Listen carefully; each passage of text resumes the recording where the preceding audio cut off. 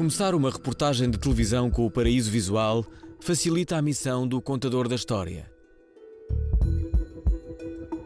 A Casa dos Deuses, o altar das 7 cidades nos Açores, é quase sempre lugar de bruma. Bruma, nevoeiro espesso, poderia ser este o subtítulo da tormenta que aí vem. O imenso sol é a ironia do lugar. Sob o sol escondem-se mais 3 pecados capitais.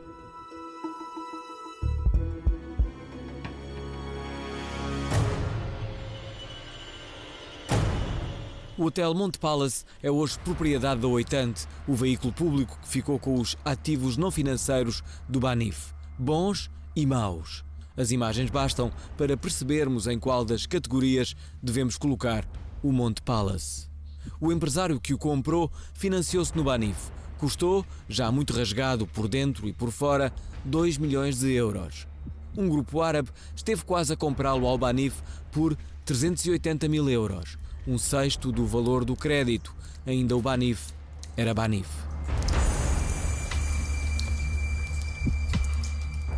Os árabes não compraram. O imóvel repousa agora numa imobiliária local. À venda por 1.550.000 euros. Não saiu por 380 mil euros, sairá por 1.550.000? O visionário promotor imobiliário que adquirira o hotel recorrera ao crédito fácil do banco de Horácio Roque, de onde, no calor dos anos 90, jorravam milhões para imobiliário. O empresário não pagou os 2 milhões e devolveu o imóvel. A dívida foi extinta. Foi um visionário? Julgo que ainda sou um visionário neste momento em setores de atividades diferentes, mas ainda me considero um visionário.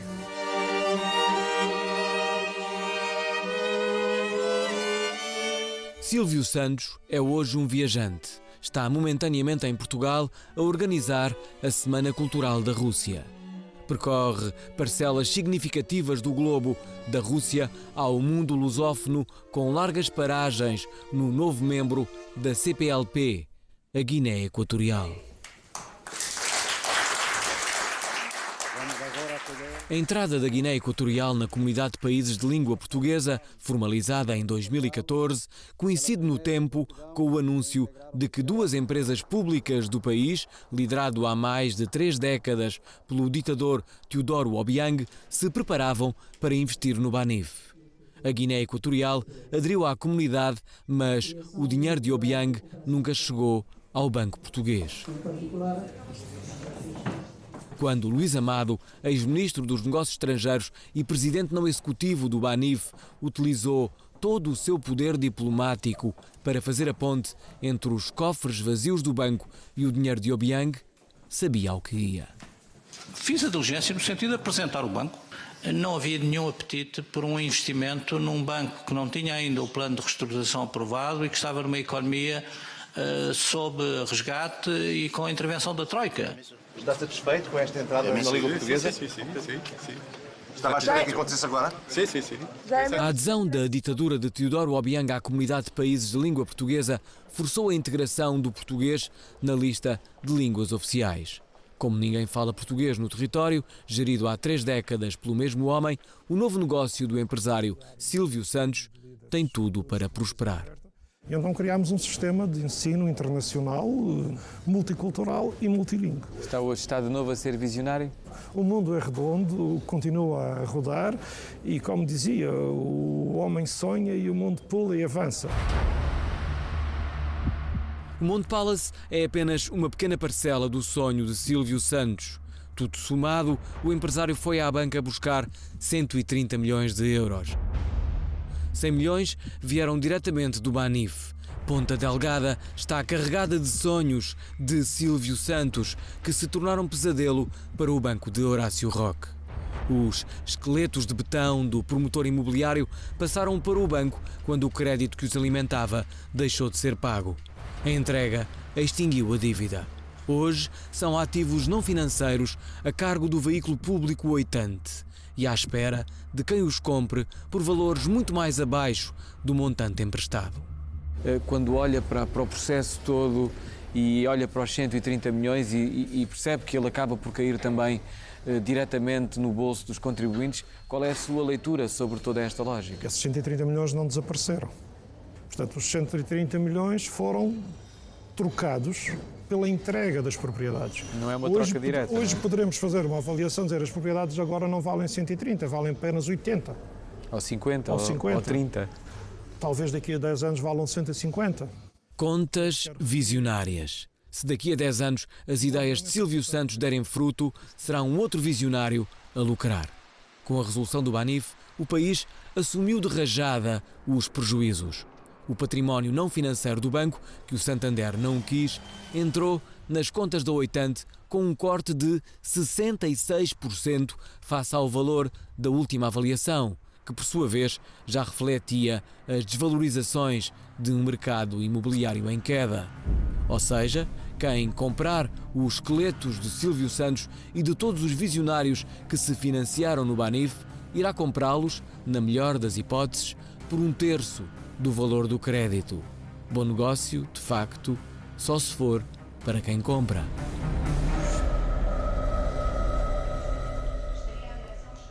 A empresa que contratou Maria Luísa Albuquerque como administradora não executiva é, entre muitas outras, especialista nestas lucrativas compras em pacote. Nos anos de ouro do dinheiro fácil, os bancos financiavam as ideias dos promotores imobiliários sem cuidarem se as mesmas seriam ou não concretizadas. A esse respeito, o Banif era especialmente flexível. Tinha uma política de concessão de crédito que não gostaria de qualificar, mas que se traduzia de facto numa carteira concentrada em meia dúzia de clientes, com uma elevadíssima exposição ao imobiliário e que não dispunha de sistemas e de procedimentos adequados àquilo que é exigível num banco. Toda a concessão de crédito se baseia num regulamento, que é um regulamento bem rígido. Joaquim Marques dos Santos era vice-presidente do Conselho de Administração do Banif, número 2 de Horácio Roque desde 1992 e presidente executivo desde 2000. Com a morte do comendador, Marques dos Santos subiu ao topo. Os auditores externos faziam uma verificação muito exaustiva de todo o processamento do banco. Este antigo funcionário especializou-se em criar ilusões de ótica, ou então os auditores internos e externos especializaram-se em fechar os olhos. Quando piscavam os alertas do incumprimento nas contas de grandes clientes, este funcionário era um dos que empurrava com a barriga. Existiam pessoas na informática do banco que tinham um acesso à base de dados do banco e entravam diretamente no fecheiro e manipulavam os dados. Manipulavam datas de início, datas de fim, taxas. O objetivo era colocar o crédito numa situação regular e não pagando os juros, o cliente não tinha possibilidades de o pagar, não se comunicava ao Banco de Portugal que o cliente estava em cumprimento. Isto não só era benéfico para o cliente, como era benéfico para o banco, porque o banco também o crédito numa situação destas tem um risco maior do que tinha anteriormente. Logo, aumentava o valor de imparidade que o banco teria que fazer. Nos anos em que o Banif de Roque e Marques dos Santos não parava de dar lucros, os grandes acionistas recolheram avultados dividendos. Com a resolução, apenas perderam parte do que antes tinham amealhado.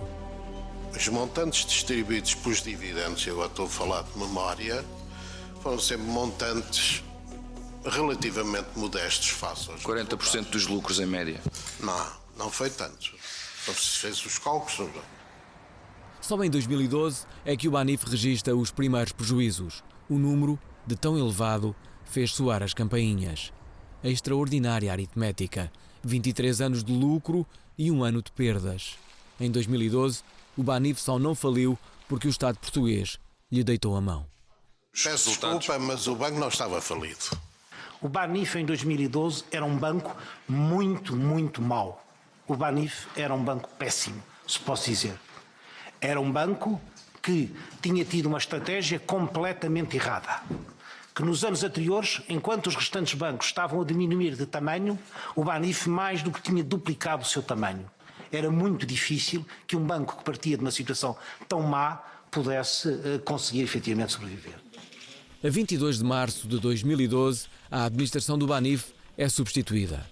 No topo, sem poderes executivos, a holding proprietária do banco, a Rentipar, coloca o ex-ministro dos Negócios Estrangeiros do PS, Luís Amado. Penso que não levará mal se lhe perguntar porquê o Banif. Naturalmente não leva mal, Sra. Deputada, a pergunta é pertinente do meu ponto de vista. Eu próprio me interroguei várias vezes. Para o comando executivo do Banif é escolhido Jorge Tomé, que transita da Caixa Geral de Depósitos. Em 2012, considerando a situação de capital do banco, posição de liquidez totalmente desequilibrada e um banco com uma exploração operacional completamente deficitária, pergunto porque é que não foi resolvido. Em 2012, a banca portuguesa estava descapitalizada. O Banco Central Europeu era a boia de salvação da maioria. Mas a dependência que o Banif tinha do BCE era estratosférica. A exposição ao BCE era de 2,8 mil milhões de euros, como já referi. Qualquer banco, para funcionar normalmente, deve ter uma tesouraria disponível 10 vezes as reservas mínimas de caixa. O Banif tinha, na altura, uma vez. Para crescer num ambiente de grande concorrência, obviamente que nós provavelmente tivemos de correr mais riscos que um banco já consagrado no mercado. O Banif pagava aos depositantes, na altura, 3%. O banco, a dada altura, em alguns depósitos a prazo, pagava ligeiramente acima. A média do sistema era 1,8%. Portanto, o Banif pagava praticamente o dobro que os outros bancos pagavam. Não muito, mas ligeiramente acima do mercado para garantir liquidez, porque o banco tinha necessidades de liquidez. À época, o Banif, mesmo dando lucros que observamos no primeiro episódio desta série, afundava-se numa tragédia em cadeia que ninguém detectou a tempo. As tais necessidades de liquidez assumidas pelo, à época, presidente do banco, têm basicamente 3 razões. Bom dia, comunidade!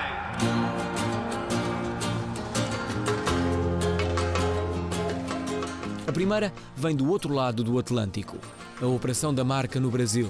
Correu bem no princípio, depois tornou-se um caso de polícia. Devo dizer que o Banif Brasil é um outro filme do terror que infelizmente, esta administração teve de gerir. Por força deste dossiê do Brasil, no período de 2012 a 2015, registramos nas contas consolidadas do Grupo Banif 267 milhões de euros de perdas. Houve alguns problemas no Brasil, infelizmente. Para nós foi também uma surpresa, não é? Aos 267 milhões de euros de perda na operação do Brasil, identificados pela administração de Jorge Tomé, junta-se o ardiloso esquema dos empréstimos cruzados, que serviu para iludir o regulador e para abrir a torneira do crédito às empresas do grupo. Há um esquema e um cúmplice com as mesmas necessidades. O Banif, controlado pela família Roque, e o Banco Espírito Santo, controlado pela família Espírito Santo. O Banif não podia emprestar mais do que uma certa quantidade de dinheiro, limitada pelos rácios, à família Roque. Nem o Espírito Santo podia fazê-lo. Mas havia uma coisa que podia ser feito, que era o Banco Espírito Santo emprestar dinheiro à família Roque, em contrapartida do Banif emprestar dinheiro à família Espírito Santo. No Banif, a abertura da torneira do crédito às empresas do grupo atingiu um caudal de 195 milhões de euros, sem que as empresas ajudadas tivessem de dar, fosse o que fosse, por garantia. A terceira razão que ajudou a afundar o Banif foi a obsessão do banco pelo imobiliário. Não é caso único, mas num microbanco é mais uma tábua no caixão. Em 2012, o crédito em incumprimento no Banif rondava os 1.400 milhões de euros. A maior parcela estava relacionada com a aposta no imobiliário. Entre 2012 e 2015, o imobiliário deixou rasto nas contas do banco. 360 milhões de euros de perdas, entre desvalorizações e ajustamentos de valor e vendas. Ajustamentos, desvalorizações, eufemismos que entraram no léxico do empresário Silvio Santos. Financiou 100 milhões de ideias e de projetos no Banif. Ruíram. O banco ficou sem o dinheiro, mas recebeu em troca as ideias e os projetos. Eu não considero que exista um prejuízo. É uma transferência de propriedade. Silvio Santos acreditou que o turismo residencial seria o futuro dos Açores. Comprou solares que haveriam de ser centro de atração de segundas, terceiras habitações, destinadas sobretudo a ingleses e irlandeses. Associou à maquete o golfe. Em 2006, chegou a acordo com o governo regional e tomou conta da empresa Verde Golf, a entidade pública criada para explorar as diversas dimensões deste desporto. Este negócio é o único dos negócios de Silvio Santos com o Banif que ainda resiste. O financiamento, hoje já em 20 milhões de euros, está todavia em incumprimento. A conta é gerida pela Oitante, que ficou com tudo o que o Santander não quis. Nesta fase, Silvio Santos prepara um plano de recuperação do projeto para apresentar aos credores. Obviamente que este tipo de situações reproduzida várias vezes ou multiplicada várias vezes, certamente que poderá ter contribuído para a situação a que chegamos. Na perspectiva do governo regional, nós temos perfeito conhecimento daquilo que passamos e daquilo que tivemos também que ajudar a resolver. O maior investimento do Grupo Ciram foi, todavia, na ilha de Porto Santo, o Colombos Resort. A frente de mar, em estado selvagem, conquistou Silvio Santos, Góis Ferreira e Joaquim Coimbra. Os três sócios, através das holdings que lideravam, adquiriram 140 mil metros quadrados de terrenos privados numa linha de terra de 500 metros, paralela à costa. Conseguiram fazer aprovar na autarquia um plano de urbanização que abriu a porta à construção de hotéis, apartamentos turísticos, vilas de luxo, áreas de lazer e um casino. Financiaram-se no BCP 35 milhões, Banif 35 milhões, BPN 30 milhões. O projeto parou em 2009. A sociedade faliu. Os créditos não foram pagos. Os bancos ficaram com o património. Uma parte foi construída, outra ficou a meio, o resto é terreno em bruto. Os terrenos continuam lá e o reordenamento do território foi feito. O que é que se perde aqui? Perde-se as ações dos acionistas das empresas que estavam financiadas e perderam o valor das suas ações e as entidades que financiaram ganham a propriedade dos imóveis que estão dentro da zona do plano de urbanização e poderão desenvolver os projetos futuramente. A questão é perceber se o promotor avançaria com o projeto se o dinheiro fosse todo dele, não é? A natureza dos projetos faz com que, penso que em nenhuma parte do mundo, os projetos avançam 100% com capitais próprios.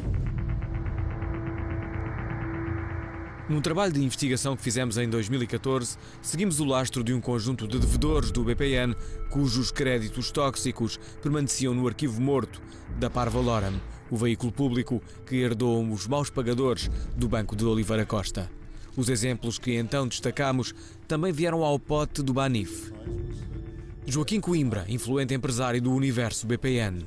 Irmãos Cavaco, sociedade promotora da Marina de Albufeira. Emílio Catum, promotor imobiliário e construtor civil do Montijo. Aprígio Santos, homem do imobiliário e do futebol. Ao todo, o universo empresarial, sob a sua batuta, foi à banca buscar 600 milhões de euros. E por falar em futebol, as empresas do ramo da construção civil, onde Luís Filipe Vieira tinha participação, acumularam milhões de euros de dívidas à banca, sobretudo ao BES. A história da banca portuguesa está carregada de negócios imobiliários que ruíram. O crédito fácil transformou os bancos nacionais nos novos promotores imobiliários, como se o negócio da banca fosse betão em vez do dinheiro. O crédito fácil acabou por promover um conjunto de projetos que, noutras circunstâncias, não existiria. Correm-se mais riscos que, ao primeiro contratempo, acabaram por se evidenciar maus negócios. Em Portugal só vão presos a chamada arraia miúda. Nunca ninguém vai preso em Portugal. Já. Mas aqui quem é que eventualmente poderia ter de ser preso, neste caso concreto, doutor? Esta ganância absurda, abjeta, levou a que se cometesse, em que a gestão das instituições fosse feita não em função do fim que elas serviam, mas em função de remunerações ou dos bónus que os próprios administradores recebiam. Vemos outra vez a face do capitalismo selvagem. E a ganância que se procura implantar a todo o custo na nossa sociedade tem consequências verdadeiramente desastrosas. Parece-me que houve nos bancos em geral, não só até em Portugal, mas no mundo inteiro, um certo desorbitar-se. E a partir de certa altura, o que se verifica é que os bancos acumulam negócios falhados. E para além de que alguns deles são objetos de autênticas quadrilhas que entram lá para saquear. Já lá vai o tempo em que os bancos eram assaltados por mascarados. Agora são assaltados pelos seus donos. Os grandes banqueiros, os grandes grupos económicos, usam as nossas poupanças para jogar na sua economia de casino, depois quando rebenta, não está lá o dinheiro das poupanças dos portugueses e o Estado é chamado novamente a intervir. O quão fácil é cometer crimes e fazer fraudes quando se controla um banco. E, portanto, há muitas portas, muitos alçapões que podem ser usados quando estamos a falar destes montantes e desta atividade económica. Não tiremos conclusões precipitadas de origem político-partidária. Deveria de haver quase um despir dos roubos político-partidários nesta matéria e de estarmos todos com o mesmo objetivo, que é apurar a verdade do que é que aconteceu. Eis-nos de novo no cenário das comissões parlamentares de inquérito ao Sistema Financeiro Nacional. Desde a nacionalização do BPN, que o país assiste ao desfilar das figuras que geriram a banca portuguesa. Anos a fio a distribuir lucros aos acionistas, anos a fio a distribuir prejuízos pelo país à míngua. Os portugueses nos últimos anos pagaram já 19 mil milhões de euros à banca. Só entre 2007 e 2014, o déficit da República registou 13 mil milhões de euros em ajudas ao setor financeiro. O BPN Parvalorem não para de gerar prejuízos. Uma parte dessa fatia entrou diretamente no déficit, quase 2.600 milhões de euros até 2014. Juntem-se os quase 6 mil milhões de euros de empréstimos públicos à banca que ainda não foram pagos, o esforço de recapitalizar a Caixa Geral de Depósitos e os 3 mil milhões de euros perdidos no desastre do Banif. Eu, como Presidente da Assembleia Geral, reuni e jantei e estive junto dos administradores do Estado e nunca ninguém a mim me disse é urgente arranjar, seja o montante que for, para impedir a liquidação do Banif. Por isso, a surpresa daquela solução é enorme, é incomensurável, é inimaginável a decisão, portanto, que é tomada. Não é propriamente uma surpresa do outro mundo, não é? Que o Banif, pela sua dimensão, pela forma como era gerida, era um banco pouco exigente, se quiser. Nós temos milhões de euros de crédito que não estão suportados em garantias. E, portanto, isto é, de facto, uma gestão danosa, digamos assim. Não há uma imparidade grossa que se possa conhecer, não há um ato de gestão danosa, não há um crime que se perceba que anda a polícia atrás e, portanto, não há nada. Apenas há uma declaração de um primeiro-ministro na televisão, numa conversa da treta.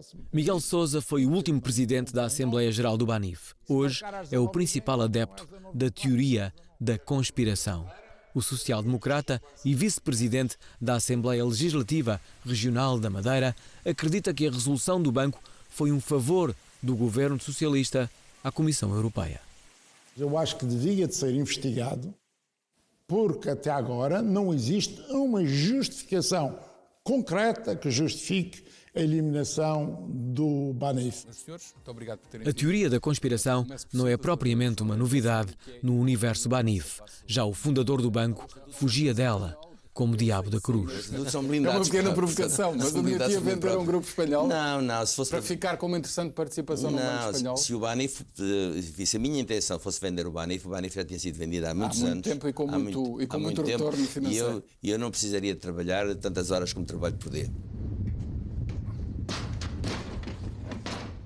9 anos depois, há uma fatia do país empenhada em provar que o banco de Horácio Roque morreu às mãos dos espanhóis. Confesso que não posso concordar com essa apreciação e com essa tese. Eu acho que isso é uma espécie de manobra de diversão relativamente àquilo que é o essencial da questão. Carlos Pereira é o líder do PS na Madeira, liderança que exerce a partir da Assembleia da República, onde ocupa a cadeira de deputado, que lhe dá direito a um lugar na Comissão de Inquérito ao Banif. À distância, controla todavia a outra comissão de inquérito sobre o mesmo tema na Assembleia Legislativa da Madeira. Nós estamos a falar de um objeto muito claro da Comissão de Inquérito na Assembleia Legislativa da Região Autónoma da Madeira que pretende exatamente desvendar a dimensão da promiscuidade que eventualmente tem existido entre essas duas instituições e o impacto que essa promiscuidade teve no banco. Quase que já há uma conclusão propriamente dita em relação ao que aconteceu. O que se pretende saber, em alguns casos, são mesmo questões de envolvimento pessoal e direto. Vamos ser claros, é natural. Eu estive como diretor regional de finanças 5 anos, depois estive 11 anos como secretário regional com a responsabilidade das finanças, com o plano e com a coordenação, e surgiu-me o convite de ser administrador não executivo de um banco novo, o Banif, Banco de Investimentos, e, portanto, não entrei em conflito de interesses. Ainda assim, essa função também o forçava, quase diria, a ter contactos diretos com o governo regional e com os investimentos em curso. As operações eram muito técnicas, como sabes. Paulo Fontes é hoje o número 2 de Alberto João Jardim na Fundação Social Democrata do PSD Madeira. Foi chamado à pressa pelo antigo presidente do Governo Regional para fazer o milagre de salvar as finanças da Fundação. A Fundação também expandiu-se ao mesmo tempo que toda esta fase imobiliária foi muito forte. Portanto, mas a Fundação, de alguma forma, viveu acima das possibilidades? Doutor? Acho que todos nós fomos induzidos no crédito fácil. A Fundação Social Democrata tem uma dívida ao Banif de 6,5 milhões de euros. Sim, a maior parte do investimento também e das aquisições feitas pela Fundação Social Democrata tem o apoio do Banif. A herdade do Chão da Lagoa é a maior delas todas, é o maior imóvel, talvez dos maiores até da própria região, da cidade do Funchal, são 7 hectares. Comprados com o dinheiro do Banif, muito perto da zona onde Judas perdeu as botas. Palco da festa anual do PSD de Alberto João Jardim. O Partido Social Democrata de Lisboa é solidário conosco, ou então passem bem, muito obrigado, porque o nosso partido é a Madeira. Para se autonomizar do PSD nacional, o PSD regional, através da Fundação Social Democrata de Alberto João Jardim, tornou-se proprietária de todas as sedes do partido na região. Todas as freguesias tinham uma, às vezes mais. O PSD de Miguel Albuquerque apertou o cinto e começou a abandonar algumas sedes. Nos tempos da grande ilusão, a Fundação Social Democrata também construiu de raiz um centro de congressos que a falta de liquidez obrigou a alugar à pressa ao comércio chinês. Os chineses estão a entrar para aí dentro, os indianos a entrar para aí dentro e os países de leste a fazer concorrência a Portugal. E minhas senhoras e meus senhores, está-me a fazer sinal de que estão os chineses aí, é mesmo bom para eles ouvirem. Mesmo bom porque eu não os quero aqui. Em tempo de guerra, não se limpam armas. O chamado jardinismo, em termos políticos, nunca teria sido possível, como aconteceu, se não fosse o Banif. Foi, de facto, o Banif que sustentou e possibilitou a existência A tal dívida escondida, as tais obras sem aprovação orçamental, etc. Durante um tempo, o Banif foi um pouco a tesouraria do Governo Regional. Foi. Não é defeito. Não é defeito, porque o Governo Regional não está em falta com o Banif. Havia uma enorme cumplicidade entre o Banif, ou se quiser, entre o Comendador Horácio Roque e o Governo, em particular, o próprio Presidente do Governo. E conheci bem os dois e nunca os vi próximos demais naquilo que possa ter de negativo. Mas quando havia problemas de tesouraria, era fácil ao Dr. Alberto João chegar ao amigo Comendador Horácio Roque. Mas isso era não era recentemente, essa questão era mais no passado. Não?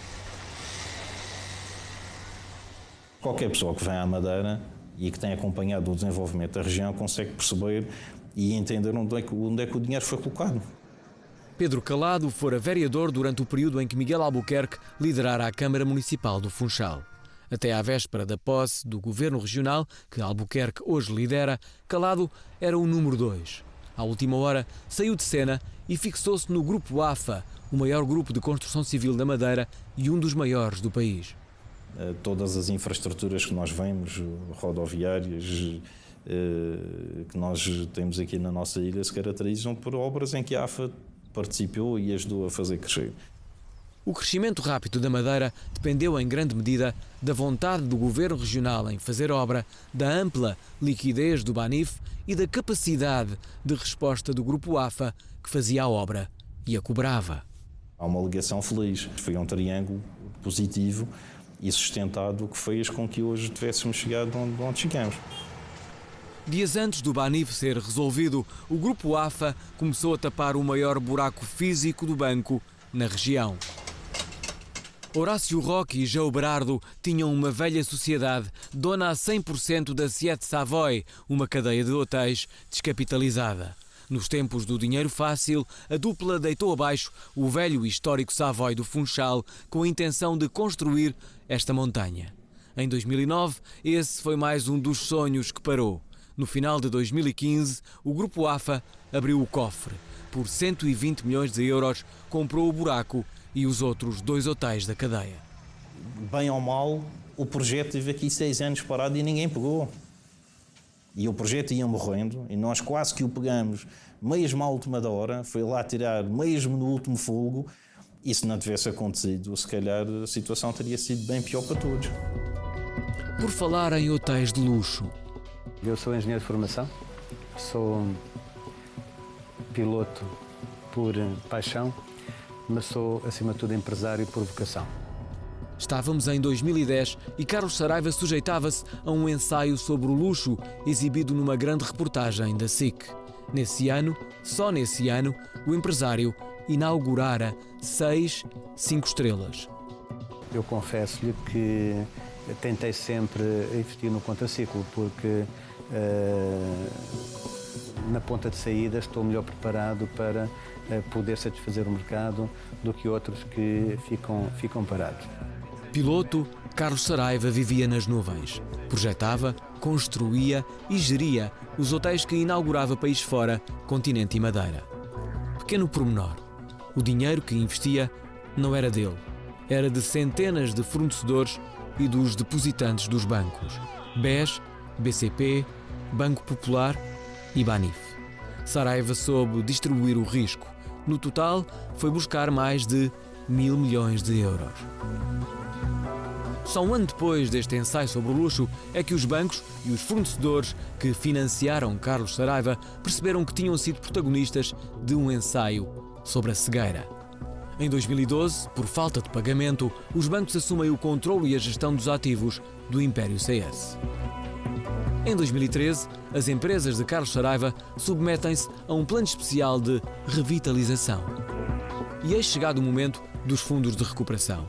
Para se libertarem de um negócio que não lhes pertence, os bancos venderam o património de Carlos Saraiva à ECS Capital.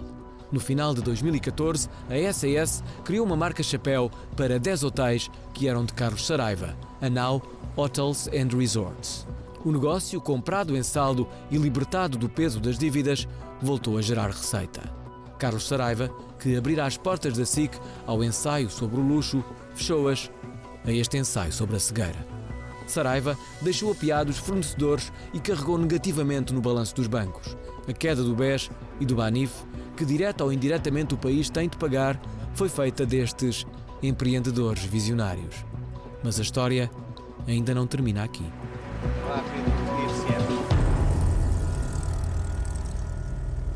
Nos 1850 metros de pista do aeródromo de Pontessor podem aterrar e levantar os Airbus 320 ou os Boeing 737. Podem, mas não aterram, nem levantam. O investimento deste projeto, e quando digo projeto é todo o aeródromo municipal, nesta altura ronda os 27, 28 milhões de euros. Metade disso foi investimento total do município. 30 milhões de investimento numa autarquia com 17 milhões de euros de orçamento anual. Instalações topo de gama a preços de Alentejo Interior. Até o momento, no Aeródromo Municipal de Pontessor já trabalham cerca de 200 de pessoas e esperamos que até ao verão mais cerca de 100 postos de trabalho sejam aqui criados. No aeródromo de Pontessor, cada posto de trabalho efetivo custou 150 mil euros. A maior empresa do aeródromo de Pontessor é a Escola de Pilotos, propriedade do grupo G-Air. O cérebro chama-se Carlos Saraiva. Não, a relação com a engenharia Carlos Saraiva é exatamente igual à de todos os outros parceiros que estão aqui no aeródromo das empresas sediadas, como o engenheiro Ricardo Mendes, o engenheiro Pedro Sinogas da Take Ever, o engenheiro João da Airsor. Um aeródromo de engenheiros. Depois do percalço de 1.000 milhões de euros nos hotéis, o empresário Carlos Saraiva regressou às nuvens. Lá onde viaja Silvio Santos, 130 milhões de euros depois. Joaquim Coimbra, Emílio Catum, Aprígio Santos, o irmão Cavaco e todos os que abriram buracos nos bancos que perderam o norte nunca evidenciaram sinais exteriores de pobreza.